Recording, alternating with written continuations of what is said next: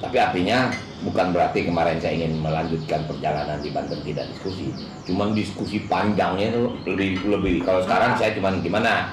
Boleh nggak nih Bapak lanjut di sini segala macam. Ya prinsip anak-anak ya udah, kalau Bapak memang firm di situ, kalau memang mana ya silakan aja. Seperti itu loh. Tapi kalau mau diskusi ya waktu dulu masuk politik nggak punya latar belakang politik, bagaimana paham nggak ngerti gini kan. Ya tapi itulah perjalanan hidup saya juga, yang saya kadang, ya bukan kadang-kadang, memang nggak pernah saya pahami kok bisa begini ya. Gitu. Abang sebagai Wagub ya, kemudian sekarang menjadi PLT ya Bang ya, tapi sekarang lagi cuti. Apa yang terasa belum selesai dilakukan sehingga kemudian memilih untuk mencalonkan lagi? Oke, artinya gini, tentu dalam pemerintah itu tidak bisa bekerja tanpa, kalau kita bilang skenario. Skenario-nya ada RPJMD, rencana kerja jangka panjang menengah daerah, yang setiap tahun tuh harus punya target. Sebetulnya di tengah keterbatasan waktu saya, gini, saya wakil gubernur, kemudian jadi PLT, saya definitif sebagai gubernur itu tanggal 15 Agustus 2015. Cuman kerja 17 bulan, karena itu saya nggak punya wakil, karena secara undang-undang di bawah 18 bulan tidak didampingi wakil, saya kerja sendiri. Kalau berdasarkan RPJMD selesai. Yang terakhir adalah saya bisa mewujudkan yang disebut Bank Banten. Itu bagian dari RPJMD. Nah cuman apakah misalnya Bank Banten berdiri selesai tugas? Tidak. Kita harus mengguidance bagaimana. Walaupun kita tidak masuk dalam direksi, komisaris, tapi kan kita harus punya memberikan pandangan kepada harus kemana.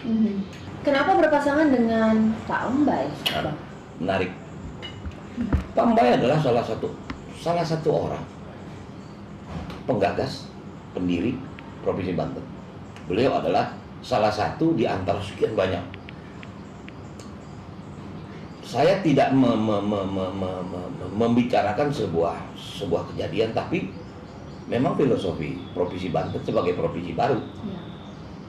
Ada permasalahan besar dalam tata kelola. Nah, saya ingin sekali mengembalikan apa sih cita-cita awal Banten ini berdiri, kan untuk memberikan sejahtera. Nah, Ambay bisa mengguidance saya.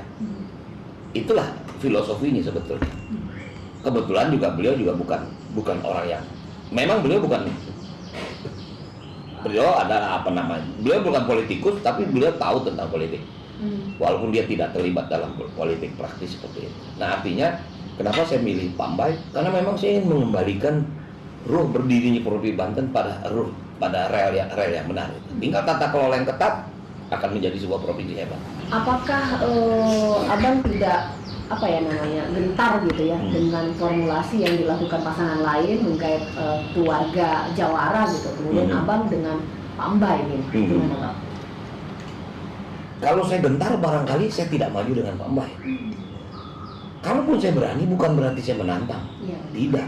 Tapi marilah kita bersaing. Karena bagi saya, di saat dinasti itu tidak dilarang, tidak dilarang dalam sebuah peraturan, nggak ada yang bisa kita persalahkan. Ini memang sudah terjadi seperti ini. Walaupun memang barangkali secara etika saja ada bagian-bagian yang memang tidak tidak dijalankan dengan benar gitu. Nah inilah kenapa saya minta Pak Ambay dampingi saya. Kembalikan dulu roh ini, baru kita jalankan tata kelola yang benar. Saya sangat yakin, pun satu saat saya nggak akan terus di situ. Iya benar. Mungkin Bang, saya cuma satu periode, kita nggak tahu, walau umur saya sudah 56 tahun. Setelah nanti saya tinggalkan Banten, mudah-mudahan semuanya meningkat. Apalagi saya 40 tahun terlatih sebagai profesional.